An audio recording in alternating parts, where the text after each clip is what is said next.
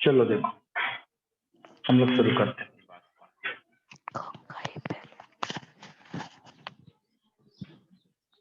उल्टा तो नहीं दिख रहा है, मैं सब सीधा दिख रहा है ना? हाँ सर।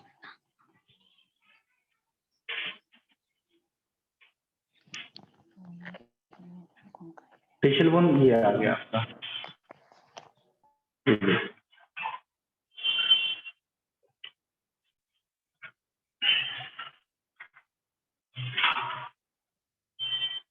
देखो इधर ये वाली बोन हमारी नेजल बोन है, ये वाली, और ये वाली बोन नीचे जो नाक के नीचे वाली हड्डी की हम बता रहे हैं, ये वाली यहाँ वाली हड्डी से जो हड्डी दिख रही है अंदर तक गई है वो हमारी वोमर है। ठीक। हाँ, आज हम लोग क्या बात करने वाले थे, किस टॉपिक पर हमने बात करनी थी? इसकी हायर्ड बोन की। आज हम बात करने वाले थे वर्टिब्रल कॉलम की, और उससे पहले हम बात करेंगे रिब्स की। ठीक है बेटा? तो रिब्स हायर्ड बोन या टंग बोन होती है नीचे की तरफ, हायर्ड बोन तो इसमें होगा कल ये सब। ये देखो ये तुम्हारी हायर्ड बोन है, ठीक है, ये आपकी हायर्ड बोन है। तो हायर्ड बोन क्या होता है? The only bone that does not articulate with anchor bone, ये है। The cells has a movable base for the tongue and other muscle attachment. ठीक है बच्चे? आर्टिकुलेशन का मतलब होता है जुड़ना, किसी के साथ जुड़ना। तो वर्टिब्रल कॉलम में देखिए, वर्टिब्री से पहले हम आपको पहले बता दें के बारे में, रिब्स के बारे में, हमारा रिब्स क्या है एक्चुअल में। ये जो कंडीशन, ये जो सिचुएशन आप देख रहे हो, ये सीन जो आप देख रहे हो, ये क्या है बेटा? ये पूरा पूरा रिब केज है। ये क्या है? पूरा पूरा आपका रिब केज। इस रिब केज में आप देखिए कि हमारी जो रिब्स हैं, ये हमारे रिब्स हमारे इधर वर्टिब्रल कॉलम से निकलती हैं और आगे आकर के ये हमारे ये सामने जो बोन है इसको हम एक्सटर्नल कहते हैं, एक्सटर्नल से आकर के जुड़ते हैं।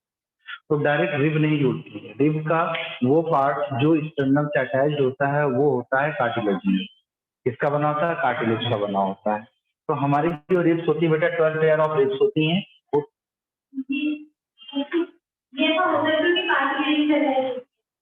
मूवमेंट के लिए बोन्स अगर रहेंगे तो बोन क्या होता है उसके अंदर जॉइंट्स क्या होते हैं? फिक्स रहेंगे। तो अगर ये कार्टिलेज नहीं होगा तो इसके अंदर जो मूवमेंट होता है अच्छे से वो मूवमेंट नहीं हो पाएगा। जो आप सांस लेने के दौरान जो आप सांस लेते हो थोड़ा के ऊपर नीचे होता है, तो उसमें ये हमको मदद मिलती है। तो यहाँ पर आप देखिए कि ये रिब्स आप देख रहे हो, ध्यान से देखिए इधर। ये रिब्स नंबर 1 है, ये 2, ये 3, ये 4, ये 5, 6, 7। तो ये फर्स्ट 7 पेयर ऑफ रिब्स जो होती हैं, यानी कि 7 into 2 that is equal to 14 ribs जो होती हैं, ये आपकी ट्रू रिब्स होती हैं। क्यों इनको ट्रू रिब्स कहते हैं? क्योंकि इनका जो एंटीरियर पार्ट होता है, ये वाला जो रीजन है, ये वाला, ये व्हाइट कलर से जो दिख रहा है, ये क्या है बेटा? इसका कार्टिलेजिनस पार्ट है। ये कार्टिलेज, ये क्या है? इसका ये वाला पार्ट क्या है बेटा? ये कार्टिलेज है। उसके पहले ये क्या है? आपका पूरा पूरा रिब है। तो इसका हर एक रिब पर क्या होता है बेटा? ये कार्टिलेज जाकर के डायरेक्टली स्टर्नम की बॉडी से जुड़ता है। ठीक है, स्टर्नम से जाकर के जुड़ता है। ठीक, उसके बाद जो आपका 8, 9, 10 है, इसका जो कार्टिलेज है, ये सब पहले आपस में फ्यूज होते हैं। तब आपस में फ्यूज होने के बाद ये आपकी 7th वाली रिब के कार्टिलेज से जाकर के जुड़ेंगे और फिर ये कार्टिलेज जाकर के इसके स्टर्नम से जुड़ेगा। ठीक है, देख रहे हो बात को? तो पहले क्या कह रहे हैं आप? पहले ये 8, 9 और 10 ये रिब्स जो होती हैं सब आपस में क्या होती है बेटा? फ्यूज होती हैं। इनके कार्टिलेज आपस में फ्यूज होते हैं। फ्यूज होने के बाद ये जाकर के आपके 7 के कार्टिलेज से जुड़ते हैं और फिर 7 वाला कार्टिलेज जाकर के आपके स्टर्नम से जुड़ता है। तो ये जो 8, 9, 10 रिब है हमारी, इसको हम क्या बोलते हैं? इसको हम बोलते हैं फॉल्स रिब। क्यों इसको फॉल्स रिब कहते हैं? क्योंकि ये डायरेक्टली स्टर्नम से इसका अटैचमेंट नहीं होता है। ठीक, उसके बाद आपका आता है, ये देखो, ये आप देखिए, ये अंदर से आ रही है, ये आपकी 11th और ये 12th, इसको हम फ्लोटिंग रिब कहते हैं। ठीक, इसको हम क्या कहते हैं, फुल फ्लोटिंग रिब कहते हैं। ये पूरी की पूरी जो है आपकी फॉल्स रिब होती है। फ्लोटिंग रिब जो होती है इसको हम वर्टिब्रल रिब कहते हैं, क्योंकि ये वर्टिब्रल से निकलती तो है लेकिन स्टर्नम तक नहीं पहुंच पाती बाई एनी मीन। ठीक, तो ये चीज समझ में आ गई। अब आप देखो कि ये जो स्टर्नम है, स्टर्नम बड़े होने के बाद जब हम बड़े हो जाते हैं तो इस स्टर्नम में भी बहुत मेजोरिटी में आरबीसीज का फॉर्मेशन होता है, ब्लड का फॉर्मेशन होता है। तो हमारा ये भी क्या है, एक आपका हीमोपोएटिक ऑर्गन है। ये हमारा क्या है, हीमोपोएटिक ऑर्गन है। समझ गए बात को? तो ये ट्रू रिब हो गया, फॉल्स रिब हो गया, और आपका कौन सा रिब हो गया, फ्लोटिंग रिब हो गया। ठीक,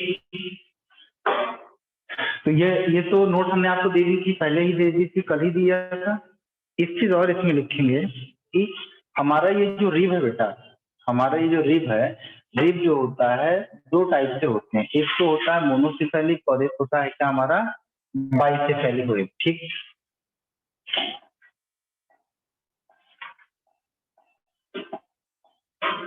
एक आपका मोनोसिफेलिक और एक बाइसेफेलिक रिब। तो मैं यहाँ पर रिब्स को क्लासिफाई करूंगा, आप समझिए। इधर रिब्स हमने क्या क्या पढ़ लिया इसमें बेटा, रिब्स हमारी, पहले तो मैं बता दूं क्लासिफिकेशन में एक होता है आपका मोनोसिफेलिक।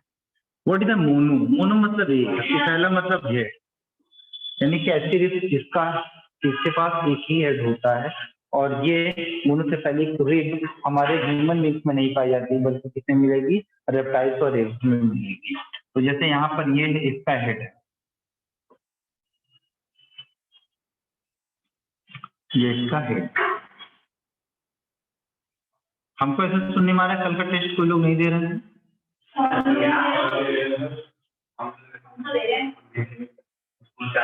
और एक चीज और सुन लीजिए, जो बच्चा टेस्ट नहीं देगा कल का, मतलब रिवीजन टेस्ट जो नहीं देगा, उसकी रिवीजन क्लास भी नहीं देंगे हम, ना उसको डाउट भी नहीं बताएंगे। ठीक है, हम खुद फैसला कर लीजिए। ये इसके पास हेड कितना है, एक ही है। ठीक, और इसका ये वाला जो पार्ट होता है इंटीरियर पार्ट इसका, ये वाला रीजन, ये वाला रीजन किसका बना होता है बेटा, कार्टिलेज का बना।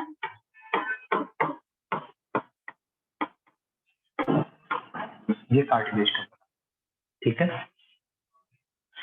और यही कार्टिलेज का पार्ट जो है जाके ये आर्टिकुलेट करेगा, हाँ, articulate with sternum.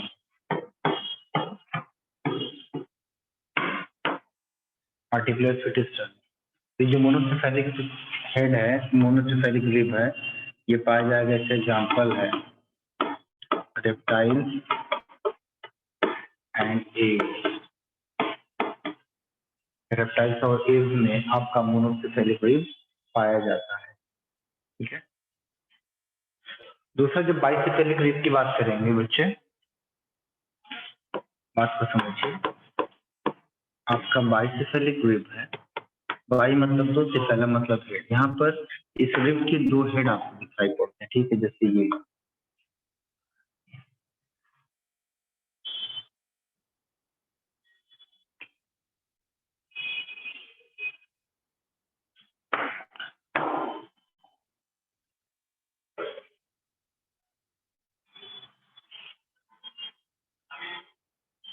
Cartilage part है।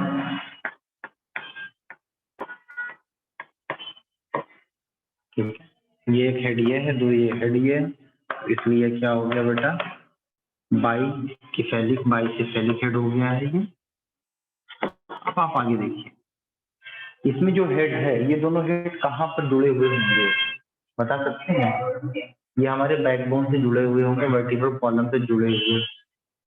ठीक है, इसमें एक हेड होता है शॉर्ट, एक होता है हेड बड़ा। जो शॉर्ट वाला है उसको हम बोलते हैं ट्यूबरक्यूलम। जो शॉर्ट वाला है उसको हम क्या बोलते हैं बेटा, ट्यूबरक्यूलम कहते हैं। और जो लार्ज वाला होता है वो एक्चुअल में हेड होता है, उसको हम कैपिक्यूलम कहते हैं। कैपिक्यूलम कहते हैं, एनसीईआरटी में नहीं, इसलिए परेशान मत। ठीक, ये कैपिक्यूलम और ट्यूबरकुलम जो होता है, ये हमारी वर्टिब्रा से जुड़ा हुआ होता है। इसका जो ट्यूबरकुलम पार्ट है वो वर्टिब्रा के फेसेट से ज्वाइन करता है। Tuberculum joints with facet of facet of vertebral column या vertebrae, लिखेंगे आप vertebrae। और इसका जो कैपिचुलम होता है ये ज्वाइन करता है सेंट्रम ऑफ वर्टिब्री, वर्टिब्री के सेंट्रम से ये ज्वाइन करता है, joints with Centrum of vertebrae, Centrum of vertebrae. अभी वर्टिब्री पढ़ाएंगे तो उसमें दिख जाएगा आपको। मेन जो बॉडी होती है, मेन जो पार्ट होता है सेंट्रम का, मतलब बीचों बीच का जो पार्ट होता है उसको हम सेंट्रम कहते हैं वर्टिब्री का। एक चीज और मैं बताऊं आपको कि आपसे सवाल अगर हम आपसे पूछें कि how many ribs are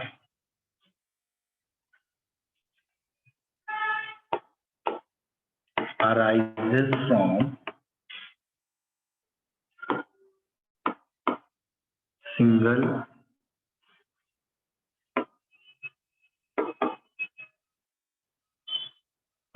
thoracic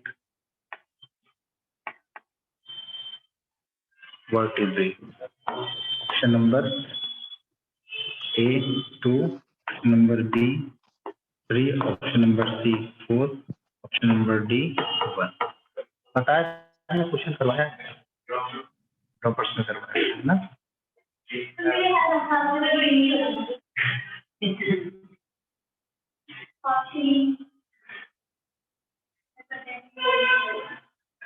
पागल लड़की सिंगल थोरेसिक वर्टिब्रा,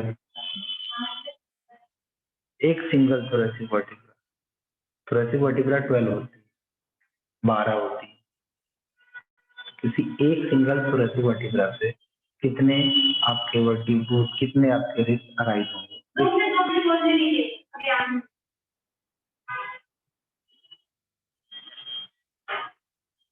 जवाब दीजिए। और ये क्वेश्चन आपसे पूछ सकता है।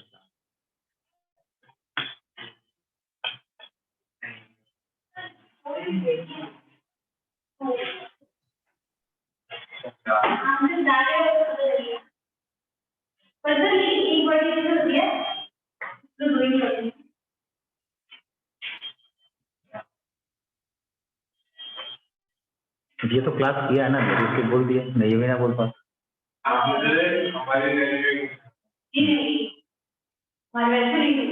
चलो देखो होता क्या है, इसके आंसर को हम कैसे निकालें।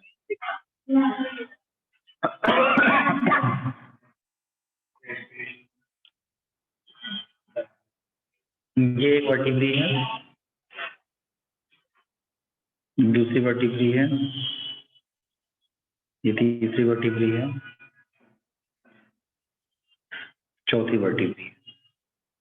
बाहर की तरफ आएंगे तो क्या होगा इसका स्टर्नम। ठीक है, अब देखो इसमें क्या कर रहे हैं, एक के फेसेट से दूसरे के हेड सेंट्रम, यहां से वर्टिब्री है। ठीक है, एक के फेसेट और दूसरे का ये सेंट्रम, यहाँ से वर्टिब्री, दूसरी वर्टिब्री से इस तरीके से आपका रिब्स यहाँ से अराइज हुआ।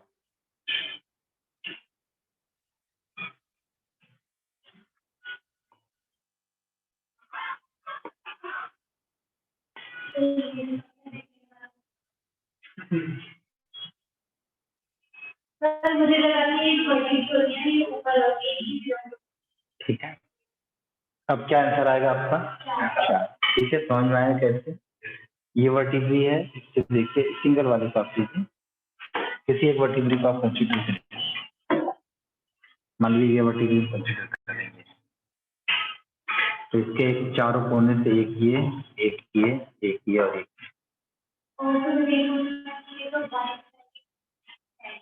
दो हेड है ना लड़की, दो। एडवांटेज है ना, एडवांटेज ये है कि हमारा पल्मोनरी रेस्पिरेशन इसका बहुत ज्यादा कॉम्बिनेंट रूल होता है और थोरेसिक कैविटी बनाता है, स्ट्रेंथ प्रोवाइड करवाता है हमारे थोरेसिक एरिया को, मोनोसेफेलिक करवाता है क्योंकि उनका जो बॉडी वेट होता है वो लाइट होता है, हमारा बॉडी वेट जो होता है वो हैवी होता है। ठीक है, इस वजह से। चलिए ये तो हो गई आपकी रिब्स के बारे में। तो मैंने रिब्स के बारे में क्या क्या पढ़ लिया बेटा? हमारी जो रिब्स है ये आपकी 3 टाइप की रिब्स हमने बताई आपको, कौन कौन सी? एक तो होगी आपकी ट्रू रिब्स, एक होगी आपकी फॉल्स रिब, और तीसरी कौन सी होगी आपकी फ्लोटिंग रिब। तो ये जो है हमारा ट्रू रिब है 1 to 7 जो होगी वो आपकी ट्रू रिब होगी। फॉल्स रिब आपकी कौन सी होगी बेटा? 8 होगी, 9 होगी और 10 होगी। और ये फ्लोटिंग रिब 11 और 12 वाली जो होगी वो आपकी फ्लोटिंग रिब। मैंने आपको बताया कि बेटा ये जो ट्रू रिब है वो डायरेक्टली स्टर्नम से ज्वाइन करती है, लेकिन फॉल्स रिब क्या होता है? फॉल्स रिब में 8वीं, 9वीं और 10वीं आपस में फ्यूज होते हैं, और ये फिर आप जो है दूसरी रिब 7वीं वाली रिब की जो है कार्टिलेज से जाकर के ज्वाइन कर जाते हैं, और ये वाला हिस्सा जाकर के स्टर्नम से ज्वाइन करेगा। ठीक है, तो ये कौन सी हो गई आपकी? 8th हो गई, 9th हो गई, 10th हो गई, और ये वाली 7th हो गई। 7th का ये वाला हिस्सा कौन सा? कार्टिलेज का है, और ये जो दिख रहा है ये है हमारा स्टर्नम। इसलिए हम इसको क्या बोल रहे हैं बेटा? इसलिए हम इसको बोल रहे हैं फॉल्स रिब। ठीक है, फॉल्स रिब। अगर हम आपसे पूछें कि जो फ्लोटिंग रिब है, फ्लोटिंग रिब का काम क्या होता है? मैंने बताया है, ये जो फ्लोटिंग रिब है हमारी बेटा, floating rib protects the kidney, protects the kidney. ये किडनी को क्या करती है? प्रोटेक्ट करती है। ये किडनी को हमारे प्रोटेक्ट करती है।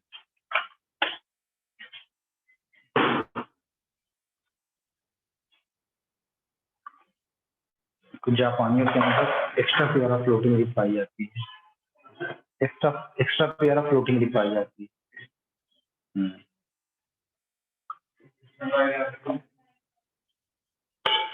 जैपनीज के अंदर, सभी के नहीं, कुछ के अंदर पाई गई थी, इसलिए उसको बोलते हैं कौन सी rib? Gorilla rib. Gorilla rib जो होती है ये फीचर ऑफ गोरिल्ला का होता है, और कुछ जापानियों के अंदर 3 पेयर फ्लोटिंग रिब पाई गई थी। इतना परेशान क्यों हो रहा है? परेशान इतना क्यों हो रहा है? चेहरे पे इतनी परेशानी की मारी, इसमें कौन सा कंसेप्ट हम बता दें जो हवा में खो गए? तो ठीक है, नई बात है तो सुनो उसको, उसमें चंबे में आने की क्या बात है? साइंस में कोई चंबा नहीं। गोरिल्ला का कैरेक्टर होता है, उसके अंदर 3 पेयर।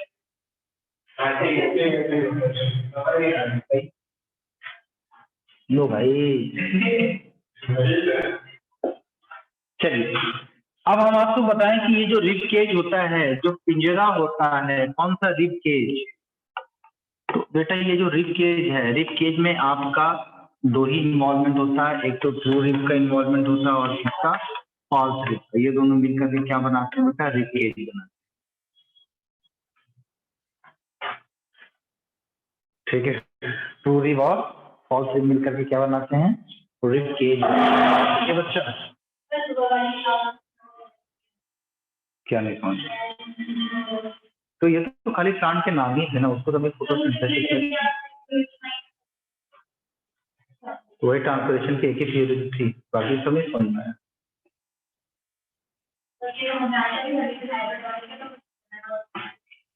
ऐसा नहीं, ऐसी जिम्मेदारी से तुम भाग नहीं सकती। आराम से जो पढ़ा रहे उसको पढ़ो, तो तुम सब पढ़ करके आओ।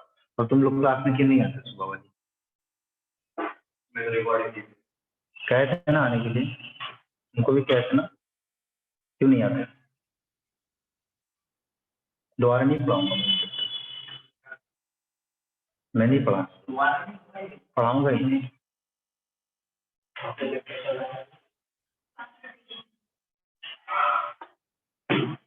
समझ लो। चलिए अब हम बात करते हैं बेटा वर्टिब्रल कॉलम की। देखिए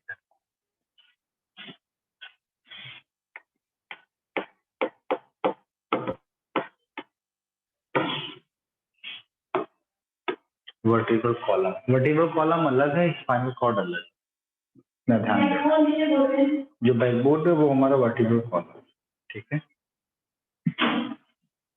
आपने पढ़ा था एनिमल किंगडम में कि appearance of notochord is the characteristic feature of chordate when notochord is modified into the vertebral column. Notochord किसमें मॉडिफाई होता है? वर्टिब्रल कॉलम में मॉडिफाई होता है, ठीक है। और अगर हम वर्टिब्रल कॉलम की बात करें तो ये पूरा वर्टिब्रल कॉलम किससे बना होता है? हम कहेंगे made up of vertebrae and intervertebral disc. जैसे मान लीजिए कि ये आपका क्या है, ये आपका वर्टिब्री है, ये दूसरा वर्टिब्री है, तीसरी वर्टिब्री। उनके बीच में पाया जाएगा क्या? Intervertebral disc. क्या करता है? ये क्वेश्चन प्रोवाइड करवाता है कार्टिलेजिनस। तो ये दोनों क्या है बेटा? वर्टिब्री है, ये वर्टिब्री है, और ये क्या है? Intervertebral disc. इंटरवर्टिब्रल डिस्क है, intervertebral disc. And this intervertebral discs are made up of fibrous cartilage. Okay? Intervertebral discs are made up of fibrous cartilage. ये बना होता है आपके fibrous cartilage।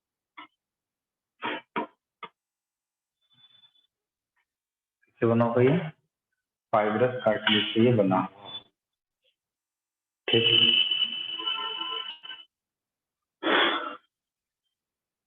मान लीजिए कि ये डिस्क है, देखिए ध्यान से, मान लीजिए ये डिस्क है, डिस्क का ये सेंट्रल पार्ट है, ठीक है, ये सेंट्रल पार्ट है। ये सेंट्रल पार्ट थोड़ा सा क्या होता है बेटा? कैसे होता है बताइए? सॉफ्ट होता है। सेंट्रल पार्ट कैसा होगा? सॉफ्ट होगा।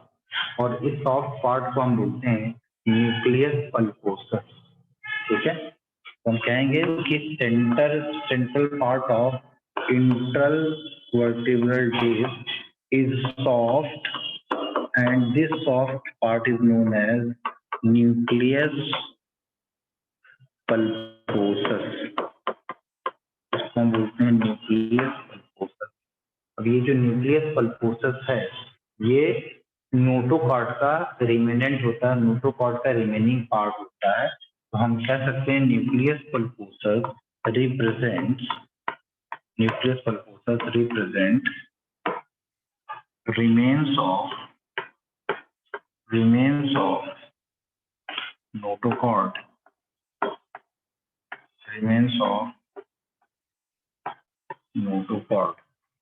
इसका ये रिमेनेंट होता है बेटा नोटोकॉर्ड, ठीक है।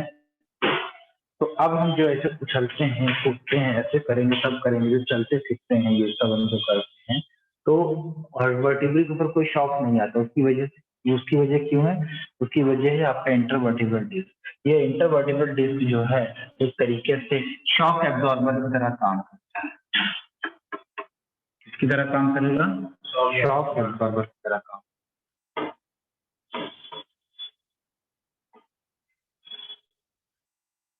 इंटरवर्टिब्रल डिस्क किसकी तरह काम करेगा? शॉक एब्जॉर्बर की तरह काम। ये वर्टिब्री हमारी एम्ब्रियोनिक स्टेज में कितनी रहती है बेटा? 3 रहती है, वो सॉरी 33 रहती है। 33 रहती है, जो आगे चल करके जब फ्यूज हो जाती है तब ये बदल जाती है 26। अब इस 26 में बदलने के बाद हमारी जो वर्टिब्री है वो आपकी सर्वाइकल, थोरैसिक, लंबर, सैक्रल और ऑक्सीपियल, ये इसमें 5 में डिवाइड होती है। सर्वाइकल वर्टिब्री 7 होती है, थोरैसिक 12 होती है, लंबर 5 होती है, सैक्रल 1 होती है, ऑक्सीपियल होती है, ठीक है। तो टोटल नंबर अगर काउंट करेंगे कितना हो जाएगा? 26 हो जाएगा, ठीक है। इसको हम फार्मूला कहते हैं C7 T12L5 S1 और C1 इसका फार्मूला है, ठीक।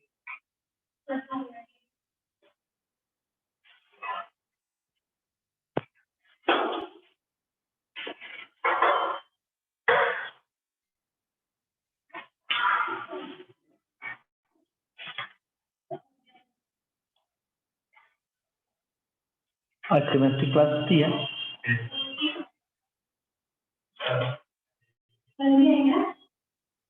कितने बजे सोती है? तबीयत खराब है, पढ़ा दें हमें।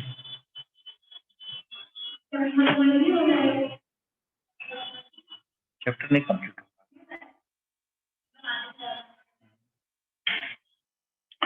आधे से ज्यादा 25% चैप्टर तो मैंने एनिमल टिश्यू में ही पढ़ा दिया था।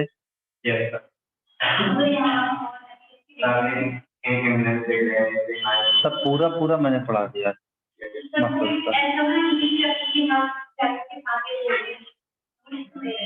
हाँ तो उठा के कर दो, इधर से पेज छोड़ दो। अगली बात सर, देखो ऐसा है, सुनो हमारी बात। बोलो सर, बोलो सर। बोलो kidney stone, sir kidney stone किसकी होती है?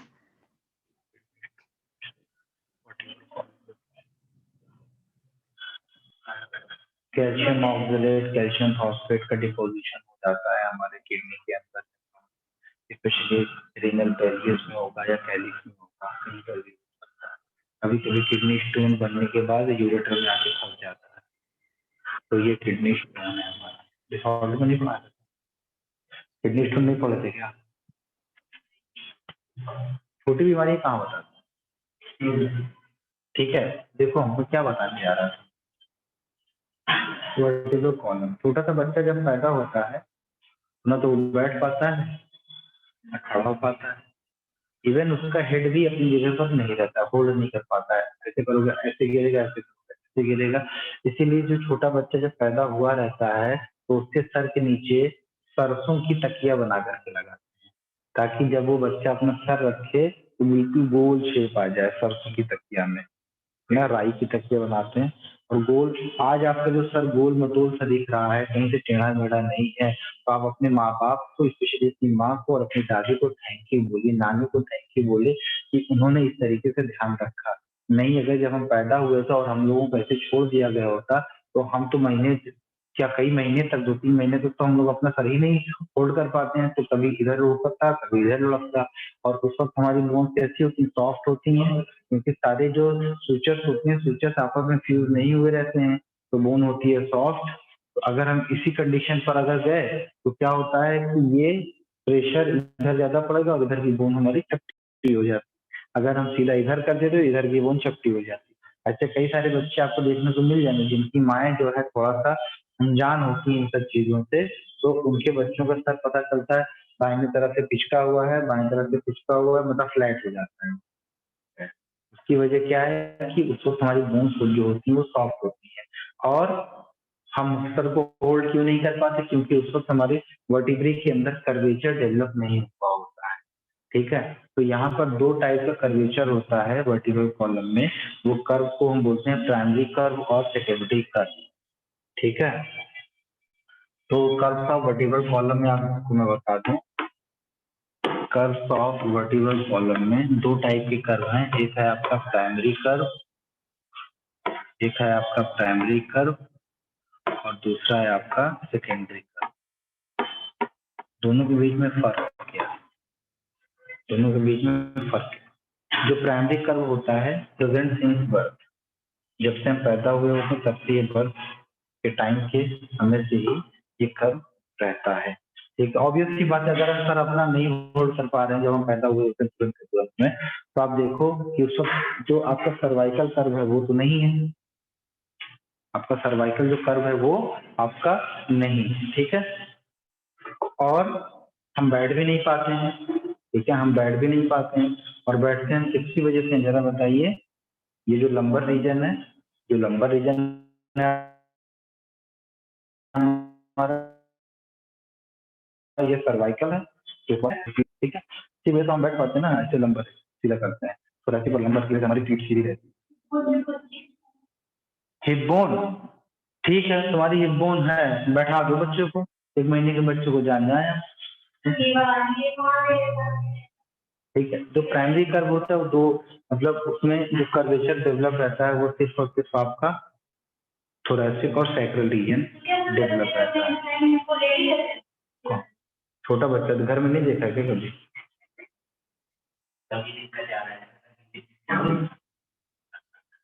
3 महीने तक तो बच्चों को लेटा ही रहता है ना, 4 महीने 5 महीने तक जब तक उसका लैक्टेशन चलता है तब तक वो लेटे रहता है, कभी माँ की गोद में, कभी गद्दे, देखते देखते उसका नरम नरम गद्दा लाया जाता है, उसके कपड़े लाए। चलो, तो सिंस बर्थ जो प्राइमरी कर्व है वो कौन कौन सा है, जल्दी बताइए, जल्दी बताइए। आपका जो प्राइमरी टाइम पर जो रहेगा वो होगा आपका thoracic and sacral curve. Thoracic and sacral curve since birth present होगा, तो लिख सकते हैं present since birth, present since birth, birth के समय में से ही ये कर्व आपका प्रेजेंट रहता है, ठीक है। मतलब हम इसको ऐसे बता सकते हैं ना कि बच्चा है ये, यहाँ पर इसका वर्टिब्रल कॉलम है, इसमें जो कर्व इसका बना रहेगा वो कौन सा होगा, ये सर्वाइकल ऊपर वाला है, ये है आपका थोरैसिक, फिर आपका लंबर आता है, फिर कौन सा आता है बेटा सैक्रल, फिर कॉक्सिडियल। तो कौन कौन सा डेवलप मौजूद है, थोरैसिक और सैक्रल मौजूद है, थोरैसिक और सैक्रल मौजूद। घुमाओ ये अभी उतना फोल्डिंग कैपेसिटी नहीं आई। उसके बाद क्या होता है बेटा, सेकेंडरी कर्व आता है। सेकेंडरी कर्व में आप लिखिएगा कि फॉर्म्ड आफ्टर बर्थ, जब बच्चा अपने सर को होल्ड करना सीख जाता है तब उस वक्त सर्वाइकल कर्व डेवलप हो चुका होता है। अब जब बच्चा बैठने और चलने के काबिल हो जाता है तब लंबर जो है आता है, ठीक है।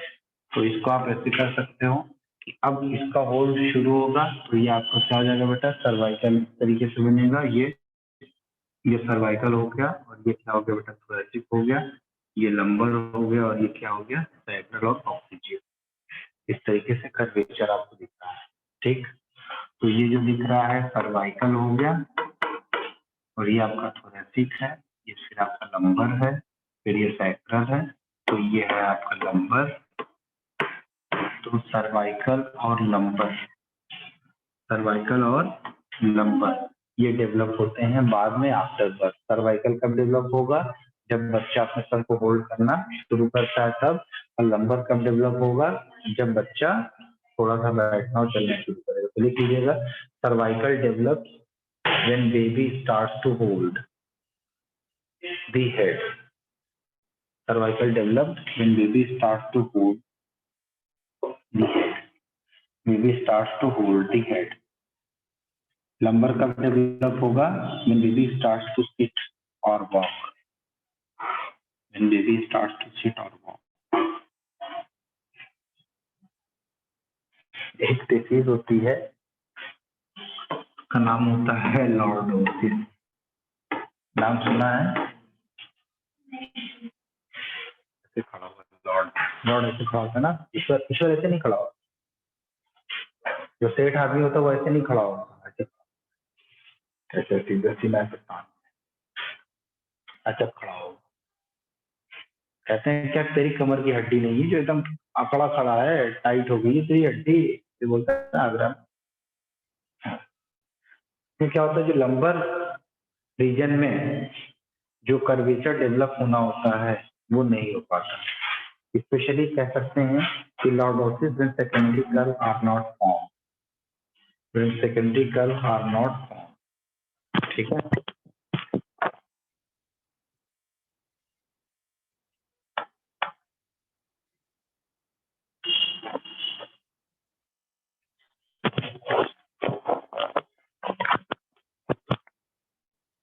देखो इधर चले आगे, नेक्स्ट पॉइंट।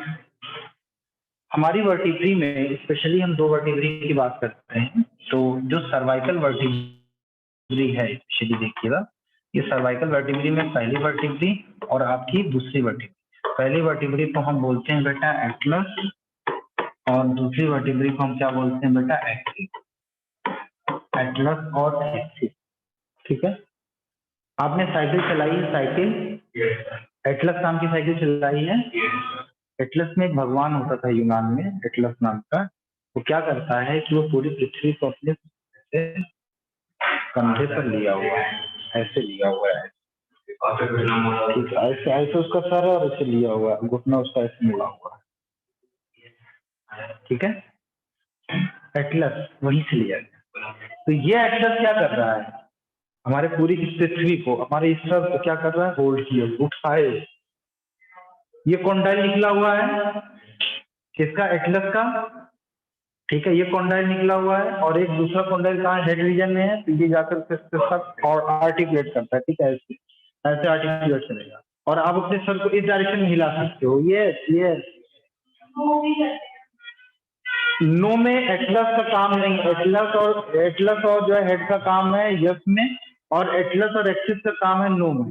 तो एटलस और आपके सर्वाइकल इसमें ऑक्सीपिटल कॉन्डाइल में, सुनो यार इधर, एटलस एटलस एटलस पहली वर्टिब्री, और उसके बाद ये जो आपका हेड है, इसके पीछे ऑक्सीपिटल बोन है, इसके पीछे ऑक्सीपिटल बोन में दो कॉन्डाइल होते हैं, डाइकॉन्डाइल सिस्टम है हमारा, इसके साथ ये जा करके ऐसे आर्टिकुलेट करेगा और आप अपने सर को ऐसे हिला सकते हो यस की डायरेक्शन में। तो एटलस और ऑक्सीपिटल कॉन्डाइल के बीच में जो ज्वाइंट होता है, वो ज्वाइंट होता है किसके बीच में, एटलस और ऑक्सीपिटल के बीच में। तो हम कह सकते हैं joint between atlas and occipital condyle, इसको हम बोलते हैं atlanto occipito condylar joint, atlanto occipito condylar joint, atlanto occipito condylar joint, ठीक है।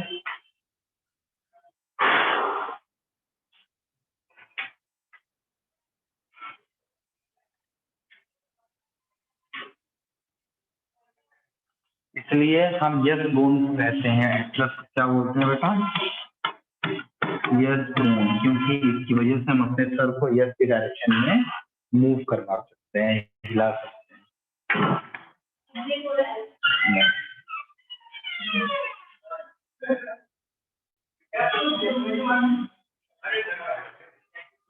ठीक है सर, मेरी जैकेट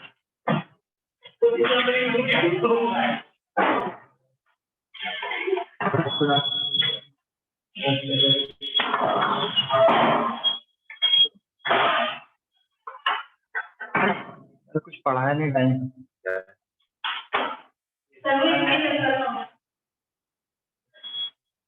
दूसरी वर्टिब्री आती है बेटा एक्सिस, ठीक है, एक्सिस।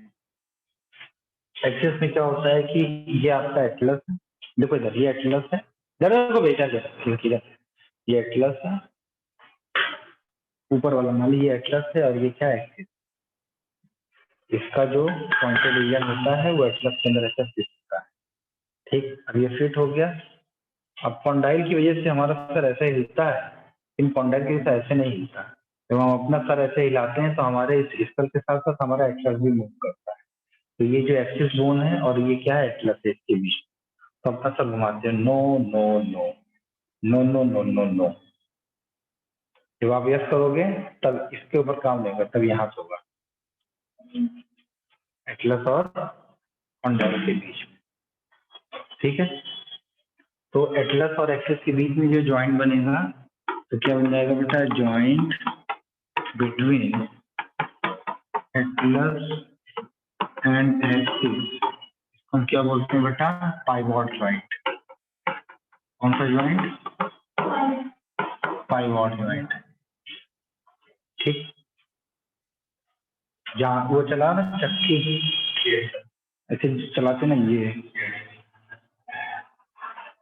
चलाते हैं ना, ये पत्थर वाली, इधर से गेहूं डालते इधर चक्की, है ना। कौन सा दोहा है, दुई पाटन के बीच में साबित बचाना हो, कबीर दास का कोई दोहा, जो भी है, लिख नहीं रहे हो, देखो इधर,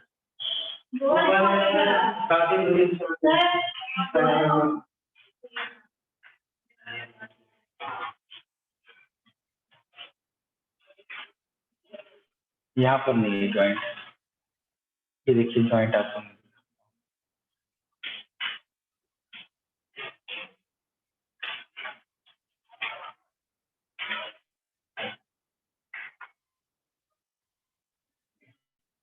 ये हिंज जॉइंट है, ball and socket joint.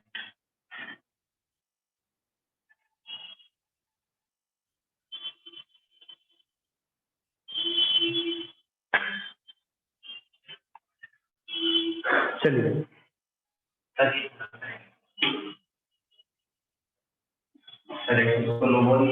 Yes,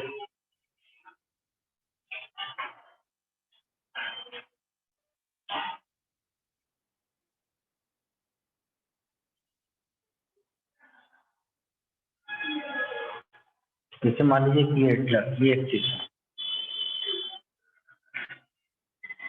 और इसके ऊपर ये इस तरीके से पॉइंटेड एंड होता है। इस पॉइंटेड एंड को हम बोलते हैं ओडोंटोइड टेल। क्या बोलते हैं इसको हम? ओडोंटोइड टेल। ठीक, दूसरी तरफ आपको दिखाई पड़ता है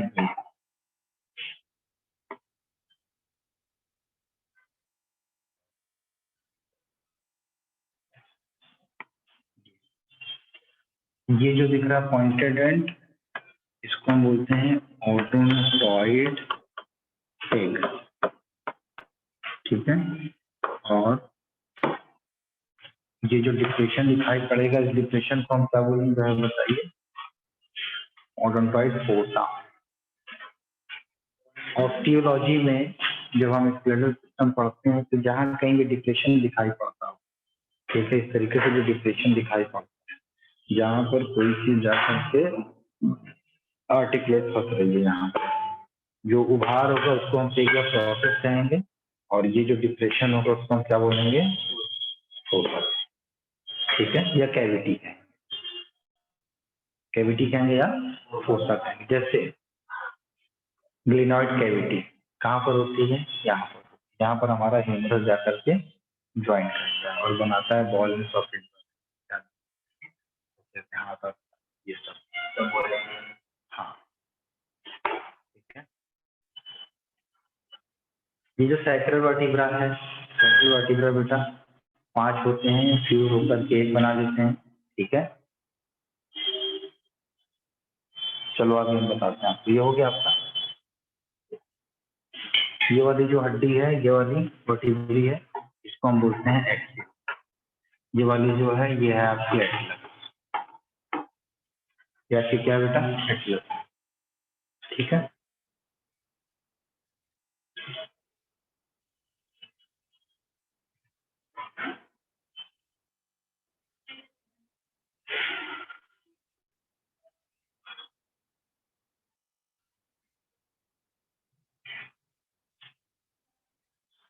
सर्वाइकल वर्टिब्री में एक फोरामेन टाइप का एक वर्टिब्रो आर्टेरियल कैनाल पाया जाता है, जिसके अंदर से आपकी वर्टिब्रल आर्टरी वगैरह पास होती है।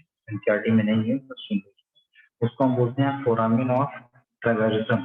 क्या बोलते हैं? Foramen of transversum. जैसे सर्वाइकल वर्टिब्री है 1 2 3 4 5 6, इनके बीच में ये जो कैविटी आपको दिखाई पड़ती है, ठीक है, यहाँ पर ये इस तरीके से जो कैनाल आपको दिखाई पड़ती है, ये वाली यहाँ तक ये जो कैनाल होती है या इसकी जो ओपनिंग होती है, उसको हम बोलते हैं foramen of transversum. It is a characteristic feature of cervical vertebra. Characteristic feature of cervical vertebra. ठीक है, एक पॉइंट और लिखिएगा, जो सैक्रल वर्टिब्रा होता है 5 होते हैं, फ्यूज होकर एक बना देते हैं। सर्वाइकल वर्टिब्रा 5 में फ्यूज होकर क्या बना लेंगे? एक बना लेंगे। हाँ, सिंगल स्ट्रक्चर। ये अभी हमने फॉर्मूला क्या लिखा था?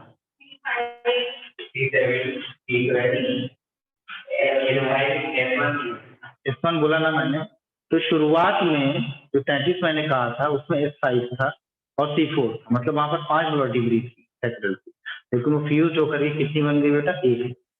कॉकिक्स में क्या था? वो 4 था, वो फ्यूज होकर ये कितना बन गया? 1 बन। ये जो सैक्रल बोन होती है हमारी, ये सैक्रल बोन हमारी जो है ये कॉक्सा बनाने में मदद करती होती है, मतलब ऑक्सा जो है हमारी हिप बोन है इलियम स्टीम प्यूबिक, इसके साथ मिल करके हमारे सिटिंग पोजीशन को मेंटेन करती है। ठीक है, आप कह सकते हैं fuse to form one and helps to, लिखिएगा and helps to hang pelvic girdle and helps to hang pelvic girdle by iliosacral joint by iliosacral joint by iliosacral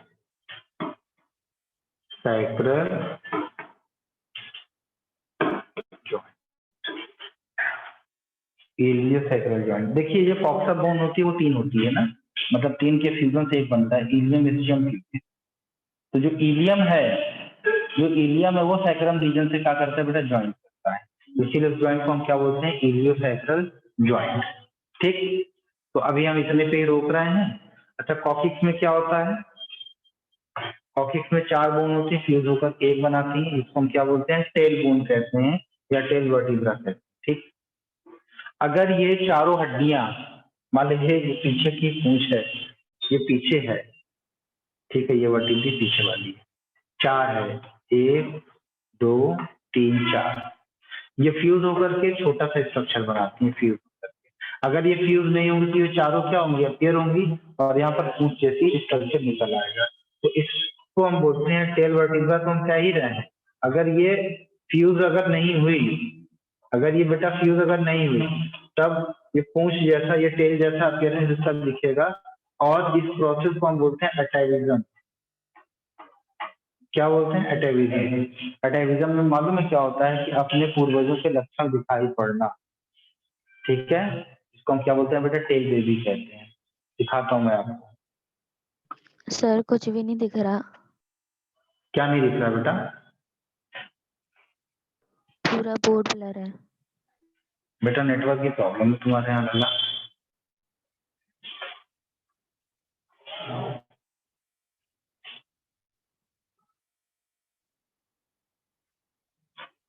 अभी दिख रहा है बेटा? नहीं सर। बेटा नेटवर्क की दिक्कत हो रही है।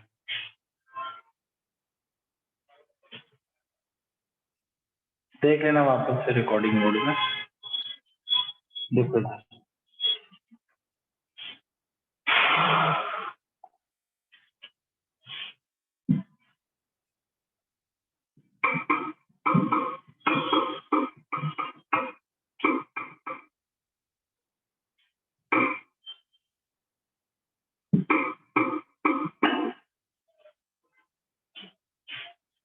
मैंने क्या था, atavism is the reappearance of the ancestral character which had disappeared in the generation before.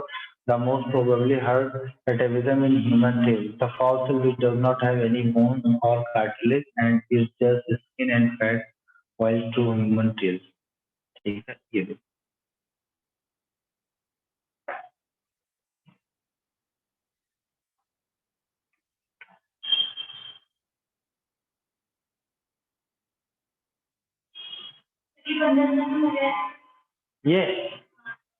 ये तो लाइन बेबी है, लाइन बेबी। ये देखो, ये देखो, इसको हम क्या बोलते हैं बेटा, atavism।